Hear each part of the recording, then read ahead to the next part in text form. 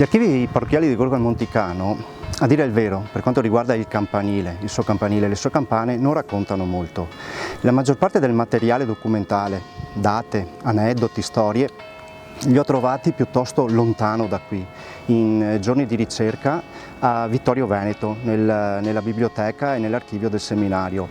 Questo lavoro, anche un po' impegnativo, comunque ci ha permesso di ricostruire la storia anche del campanile che precedeva questo e anche delle sue campane,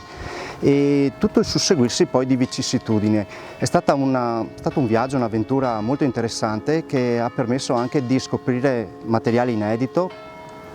oppure anche dimenticato, perché poi col tempo le generazioni di persone si susseguono e una memoria viene poi dimenticata se non adeguatamente tramandata. Era importante comunque fissare questo anniversario. 100 anni sono un bel traguardo, e lo sono anche per un campanile e le campane di una comunità, perché sono un po' il loro simbolo, sono il simbolo della coesione, dell'identità e non soltanto per la comunità di credenti, ma tout court per tutti quanti. Il campanile è un punto di riferimento anche visivo, è l'ultima cosa che si vede del proprio paese mentre ci si allontana volgendo un ultimo sguardo, oppure al contrario è la prima cosa che si vede quando si ritorna in paese, e quindi vedendo la punta del campanile da distante ci si sente già a casa. Non di meno lo sono le campane, che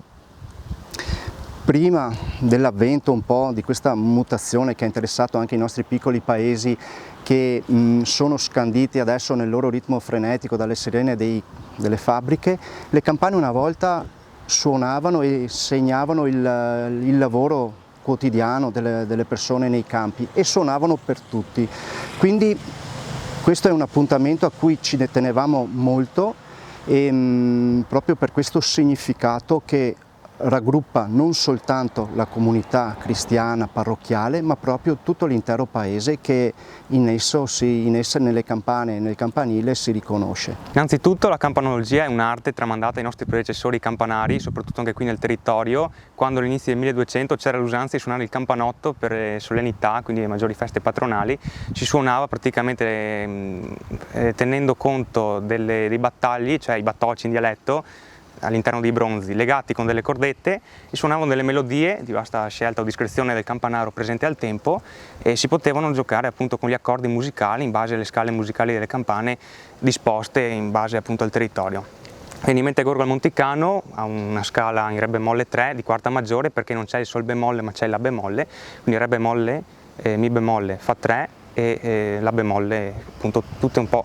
diciamo in scala. Crea un accordo bolognese che è utilizzato soprattutto in Cadore, e al Duomo di Oderzo tra l'altro è il concerto in C2, un signor concerto, la campana maggiore è la più grande presente in zona, e anche lì, come qui attualmente, c'è il concerto appunto in scala di quarta maggiore, accordo bolognese di scala in C2, do diesis 3, re diesis 3, e non c'è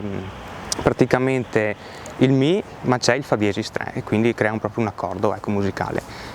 Ci sono associazioni attualmente ancora che mantengono viva la tradizione delle campane, mi vengono in mente i colleghi friulani con gli Scampantadors Furlans, dove entrerò il prossimo anno a far parte. Si fanno lezioni pratiche e teoriche sul mondo delle campane e si mantiene viva una tradizione veneta e friulana. Poi sono i campanari veronesi presenti qui in Veneto, che mantengono anche loro, ad esempio a Verona con la sede e l'associazione,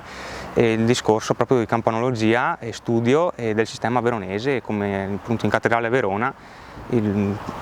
concerto 10 campane appunto di epoche e fusioni diverse, rifusioni certamente. Partire proprio dall'iconografia dei santi patroni, oggi è l'occasione per ridiscutere la vexata questione della loro origine e della loro identificazione. Si tratta infatti di due santi che sono un po' diffusi anche nel resto della diocesi, ma che difficilmente riusciamo a ricondurre a delle identità precise. Quindi oggi è anche l'occasione per ridiscutere quali sono i patroni di Gorgo al Monticano. Anche le campane rivelano attraverso l'iconografia collegamenti con il resto dell'arte sacra della nostra diocesi, ed è l'occasione per poter vedere e ridiscutere i rimandi e rinvii con le immagini che troviamo nel nostro territorio, in modo da ricostruire passaggi, identificazioni e anche